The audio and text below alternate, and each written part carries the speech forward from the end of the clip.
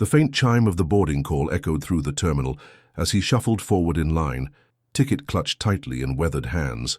His olive blazer hung slightly loose on his frame, creased from days stuffed in a backpack, the beige.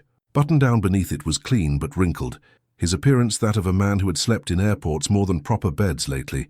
First and business class passengers may now board, announced the gate agent.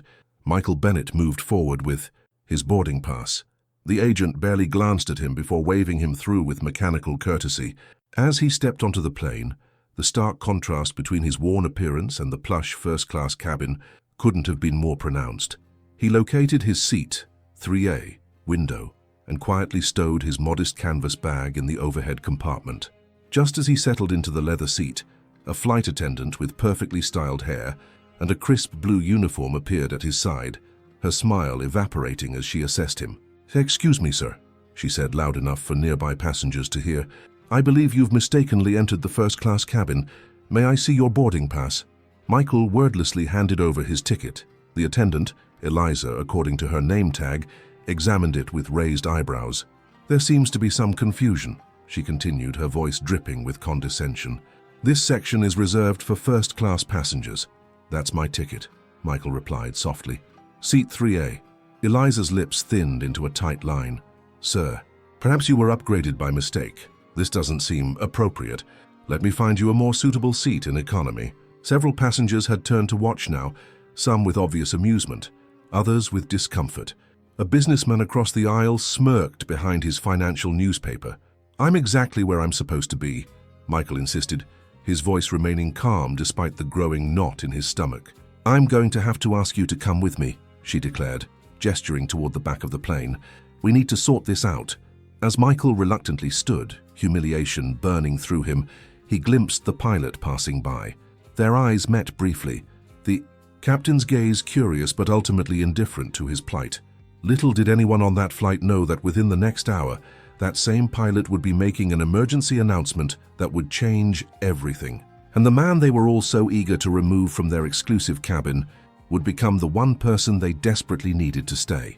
As the flight attendant led Michael through the first-class cabin toward economy, whispers and stares followed, them like a trail of judgment. Michael's shoulders remained straight despite the public humiliation. He'd weathered far worse storms than the disdain of strangers. What most passengers couldn't know was that just 48 hours earlier, Michael Bennett had been performing emergency surgery in a makeshift tent hospital with nothing but basic supplies and his extraordinary skills. The creases in his face that some mistook for signs of dishevelment were etched by years of working in conditions most couldn't imagine, and saving lives that would have otherwise been lost. Michael Andrew Bennett wasn't just any doctor. He was the founder and driving force behind Frontline Hope, an organization that had transformed medical care in crisis zones across 3 continents. After witnessing the devastating aftermath of a major earthquake during his medical residency, Michael had spent the next 15 years building a network of volunteer medical professionals who could deploy to disaster areas within 24 hours. "Sir, there's a seat available in row 32, Eliza said, gesturing toward the back of the plane where passengers were still boarding, their faces a blur of impatience and exhaustion. Michael nodded silently. As he settled into the middle seat in economy, wedged between 2 larger passengers, he closed his eyes. His mind drifted to Nadia, an 8-year-old girl he'd treated just days ago. She'd arrived at their field hospital with a severe injury from fallen debris. Local doctors had deemed her case hopeless, but Michael had refused to give up. He'd improvised a procedure using equipment most surgeons would consider prehistoric, and now Nadia would grow up with both her legs intact. These were the thoughts that occupied Michael's mind as the plane taxied down the runway. Not the silk-smooth leather of first class he'd paid for to get some much-needed rest, nor the condescending tone of those who'd judged him unworthy of such luxury based on his appearance. Across the aisle, a mother struggled to calm her crying infant. Without hesitation, Michael offered to help. "May I? I'm a doctor," he said softly. Within minutes, the baby was quiet in his arms, soothed by his gentle, practiced touch. "You're amazing with children," the mother whispered gratefully. Michael smiled. "I've had some practice. I worked with a children's hospital in Kabul for 3 years before establishing a permanent clinic there." The woman's eyes widened slightly, But before she could ask more questions, Michael handed the baby back and turned toward the window. He wasn't one to boast about his accomplishments. To him, they weren't accomplishments at all, just necessary work that needed doing.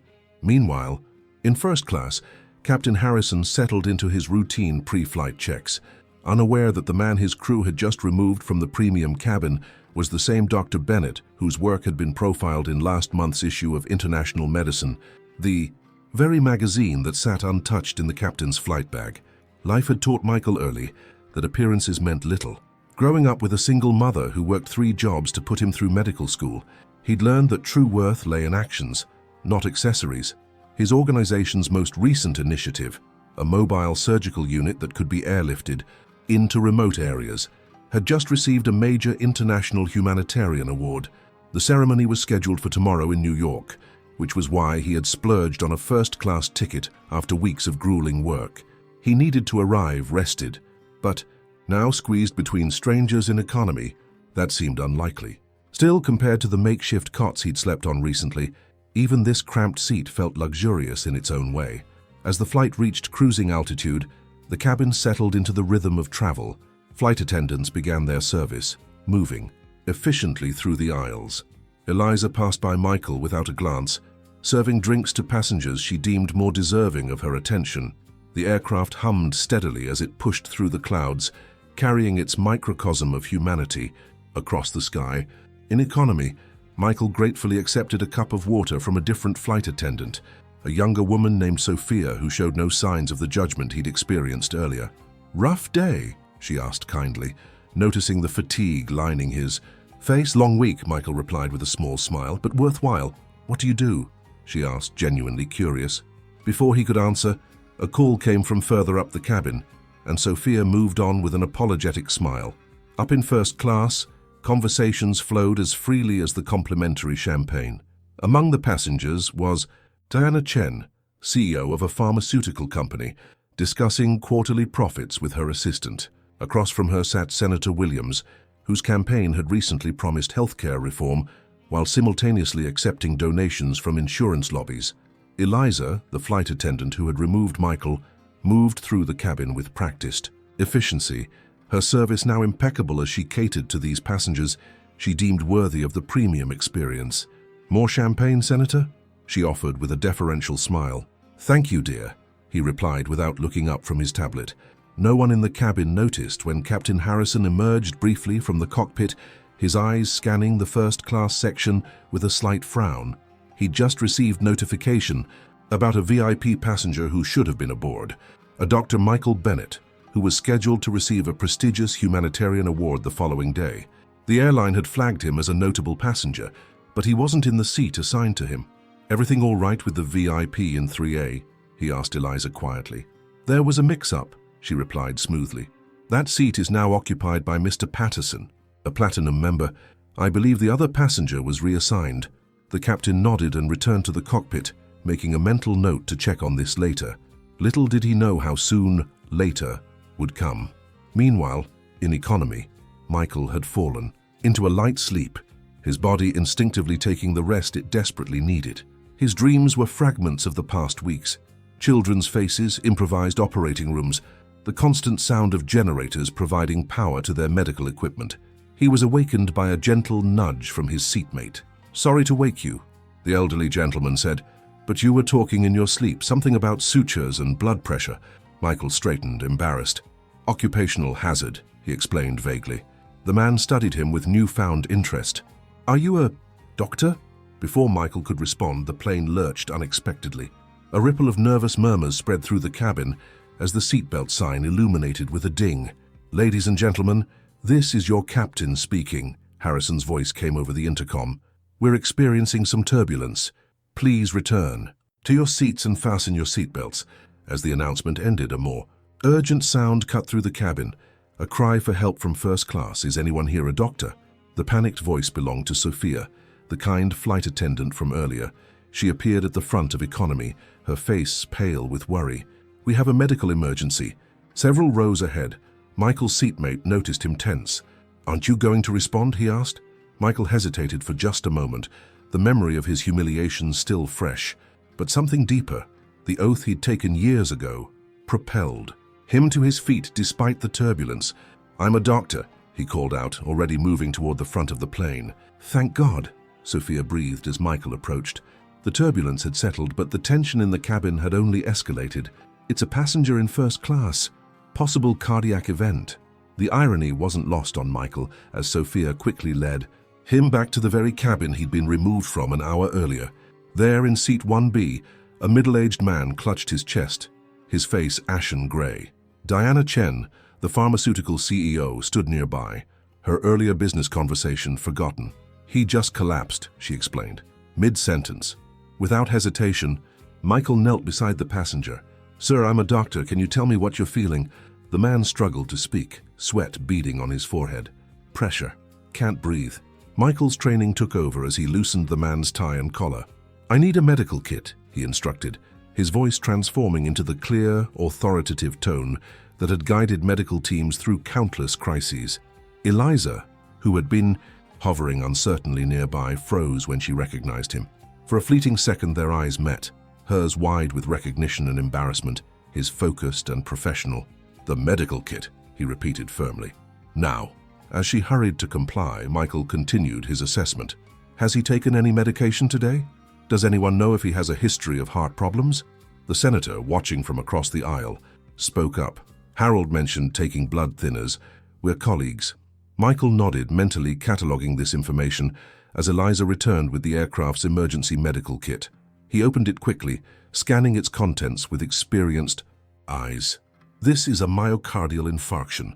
A heart attack," Michael announced after a brief examination. "We need to land as soon as possible."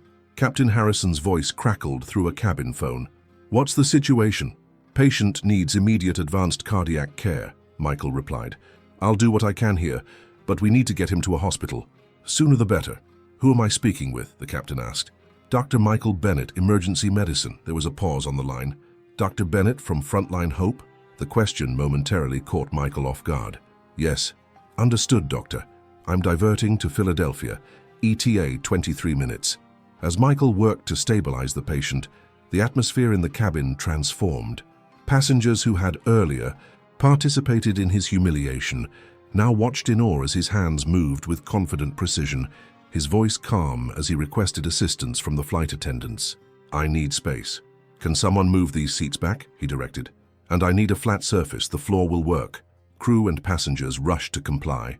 Even Diana Chen helped clear a space, her earlier self-importance replaced by genuine concern. The patient's condition worsened. "He's going into shock," Michael announced. "I need the AED."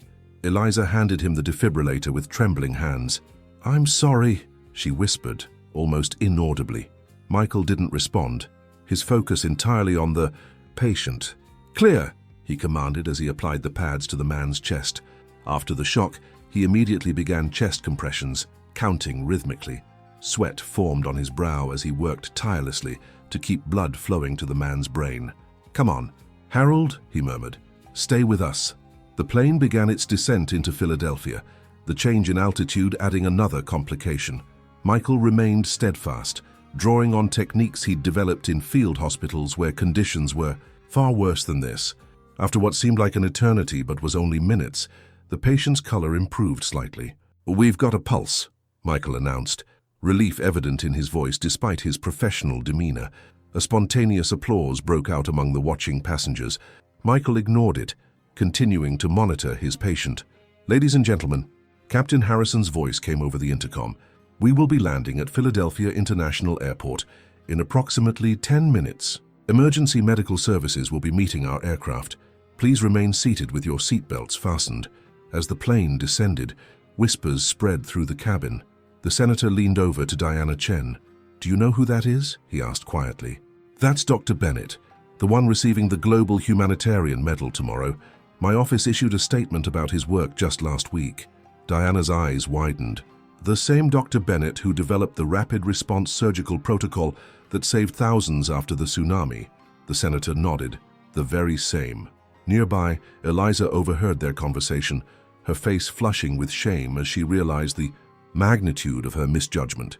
The simple man in the worn blazer and beige shirt, whom she had so dismissively relocated, was, in fact, one of the most respected figures in international humanitarian medicine. The aircraft touched down smoothly despite the expedited landing. As promised, emergency personnel were waiting on the tarmac. "Please remain in your seats," Captain Harrison announced, while medical services board to assist our passenger. Michael continued to monitor Harold, providing a detailed handoff to the paramedics who boarded moments later. Only when the patient was safely transferred to their care did he finally sit back on his heels, exhaustion evident in the slump of his shoulders. And that's when he noticed the entire first-class cabin watching him with a mixture of awe, respect, and in some cases shame. If you've been enjoying this story of unexpected heroism, consider subscribing to our channel by hitting that like button and turning on notifications. You won't want to miss our upcoming stories that will touch your heart and change your perspective. As the paramedics wheeled Harold off the plane, a flight attendant approached Michael with a message from the cockpit. "Dr. Bennett, Captain Harrison, would like to speak with you," she said, her tone respectful. Michael nodded, wiping his hands with an antibacterial wipe from the medical kit. As he stood, his legs slightly stiff from kneeling on the hard floor, the rest of the cabin remained unusually quiet. Eyes followed him as he walked toward the front of the plane. Captain Harrison met him at the cockpit door, extending his hand. "Dr. Bennett, I can't thank you enough for your assistance today. You quite literally saved a life on my aircraft." "Just doing my job," Michael replied, shaking the offered hand. "That's not quite accurate," the captain said with a knowing smile. "Your job was supposed to be resting in seat 3A. Speaking of which," he turned to address the cabin, his voice firm and official. "Ladies and gentlemen, we're going to be delayed here for approximately 1 hour while the aircraft is prepared for continuing to our destination. During this time, I'd like to take a moment to recognize what's occurred." The passengers, who had been quietly discussing the dramatic events, fell silent. Today we had the privilege of witnessing exceptional professionalism from Dr. Michael Bennett, who many of you may not know is the founder of Frontline Hope International and recipient of tomorrow's Global Humanitarian Medal for his work developing emergency medical protocols in disaster zones. A murmur of surprise rippled through the cabin. "It has come to my attention," the captain continued, his gaze briefly meeting Eliza's, "that Dr. Bennett experienced some confusion regarding his assigned seating when he boarded our flight. I want to personally ensure that his return to first class is handled with the respect and consideration befitting not just his ticket, but his character." Eliza stepped forward, her professional composure barely concealing her mortification. "Dr. Bennett, please allow me to escort you back to your original seat. Your belongings have already been retrieved from economy." As Michael followed her through the cabin, passengers began to applaud spontaneously. The businessman who had smirked behind his newspaper earlier now stood respectfully. Senator Williams nodded with political precision, already calculating how to mention this encounter in his next public appearance. Once seated in 3A, Michael found himself the reluctant center of attention. Diana Chen leaned across the aisle. "Dr. Bennett, I've followed your organization's work for years. My company would be honored to discuss a potential partnership for your mobile surgical units." The senator chimed in. "My office has been advocating for increased funding for international medical aid. I'd love to have your perspective." Michael acknowledged them politely but without enthusiasm. The surreal contrast between his treatment before and after his identity was revealed wasn't lost on him. If anything, it reinforced why he preferred to work away from the spotlight, where actions, not titles or appearances, were what truly mattered. Eliza approached with a glass of water. "Dr. Bennett," she began, her voice quiet enough that only he could hear. "I want to apologize for my behavior earlier. It was unprofessional and unkind." Michael studied her face, seeing genuine regret. "You know," he said thoughtfully, "in the places where I work, we don't have the luxury of judging people by their clothes or appearance. We're too busy trying to keep them alive." She nodded, accepting the gentle rebuke. "I understand, and I'm truly sorry." "Then learn from it," he said simply. "Not for me, I'll be fine, but for the next person who doesn't match your expectations of what belongs in this cabin." As Eliza walked away, Captain Harrison made another announcement. "Ladies and gentlemen, we've been cleared to continue to New York. Our estimated arrival time is now 9:45 p.m. and Dr. Bennett," he paused, "the crew and I would like to extend our deepest gratitude and congratulations on your upcoming award. It's an honor to have you aboard." The plane taxied back to the runway, preparing for the short flight to their final destination, Michael closed his eyes, finally allowing himself to feel the exhaustion of the past weeks. But before he could drift off, his phone buzzed with a message from his colleague at Frontline Hope. "Press got wind of your in-flight heroics. There's a small crowd of reporters waiting at JFK. Sorry," Michael sighed, slipping the phone back into his pocket. Fame had never been his goal, and public attention often felt more like an obstacle than a reward. But if the media coverage helped bring attention to their work, to the underserved communities and forgotten crises they addressed, then perhaps it was worth the discomfort. As the plane accelerated down the runway, Michael noticed how differently the cabin crew now treated him, with a deference that bordered on reverence. It was the same cycle he'd witnessed countless times: judgment, revelation, overcorrection. He preferred the middle ground, being treated simply as another human being, neither beneath notice nor placed on a pedestal. The irony wasn't lost on him that tomorrow he would stand on a literal stage to receive an award, when the work that truly mattered happened far from spotlights, in places where credentials meant nothing compared to competence, and where the only appearance that mattered was whether you showed up when needed. As the plane touched down at JFK, the cabin lights illuminated the faces of passengers preparing to disembark. Michael gathered his worn canvas bag, nodding politely to those who caught his eye. The atmosphere had transformed entirely, from the earlier dismissal to a kind of reverent curiosity that, in its own way, felt equally uncomfortable. Captain Harrison stood at the exit, saying farewell to passengers. When Michael approached, the captain extended his hand once more. "Dr. Bennett, it's been a privilege. I've read about your work in South Sudan. Implementing that trauma response system with minimal resources was nothing short of revolutionary." Michael accepted the handshake with a humble nod. The local doctors there deserved the credit. They maintained it long after we left. As he stepped into the jetway, Eliza appeared beside him. "Dr. Bennett," she said, her voice quiet, "there are journalists waiting in the terminal. The airline has arranged for you to exit through a private entrance if you prefer." Michael considered the offer, then shook his head. "That won't be necessary, but thank you." She hesitated, then added, "Your patient, Harold, his family called. He's stable and responding well to treatment. The emergency team said if you hadn't intervened when you did." She didn't need to finish the sentence. They both knew what might have happened. As they reached the terminal, a small cluster of reporters indeed waited, cameras ready. But beside them stood a group of people Michael hadn't expected, a team of doctors and nurses wearing frontline hope pins, some he'd trained personally years ago. They broke into applause when they saw him. Later that evening, after the interviews and reunions, Michael sat alone in his hotel room. Tomorrow's award ceremony loomed, with its speeches and formalities, but his mind kept returning to the aircraft, to that moment of decision when he'd stood up despite his earlier treatment. In that moment, nothing had mattered, except the oath he'd taken and the life hanging in the balance. Not the judgment he'd faced, not the status of the cabins, not the brands of clothing or the assumptions made. Just the fundamental truth that had guided his life's work. Every person deserves care, regardless of who they are or what they wear or how others perceive them. The world we navigate daily is full of invisible barriers, first-class cabins of privilege and preference that separate us from one another. We create elaborate systems to determine who belongs where, who deserves what treatment, who is worthy of our respect and attention. Yet, in crisis, these boundaries reveal their true nature as illusions we've collectively agreed to maintain. When Harold's heart began to fail, the only division that mattered was between those who could help and those who couldn't. Everything else, the cabin classifications, the assumptions based on appearance, the deference to status, fell away. In the face of this more fundamental truth, perhaps this is the lesson worth carrying forward, beyond the confines of that aircraft, that our true worth never resides in how we appear or where we sit, but in how we respond when it matters most.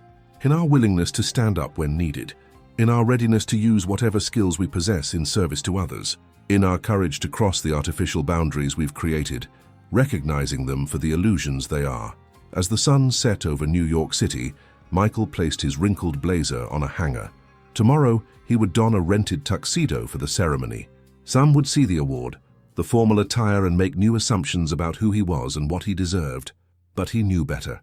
Whether in surgical scrubs in a field hospital, a worn blazer on an airplane, or a tuxedo at a gala, The person remained the same. The hands that had steadied a scalpel in impossible conditions, that had compressed Harold's chest at 30,000 feet, that would accept a medal tomorrow. They remained the hands of someone who had learned that true value lies not in appearance or accommodation, but in action and intention, and perhaps, just perhaps, that reminder is what we all sometimes need. When we find ourselves too quickly judging the worth of another by the superficial measures of their appearance. For we never truly know the depths of courage, knowledge, or compassion that might lie beneath the surface of a simple man in a worn blazer and a beige shirt. If this story touched your heart, I have another waiting that might just change how you see the world. The moment you thought couldn't get more powerful becomes extraordinary.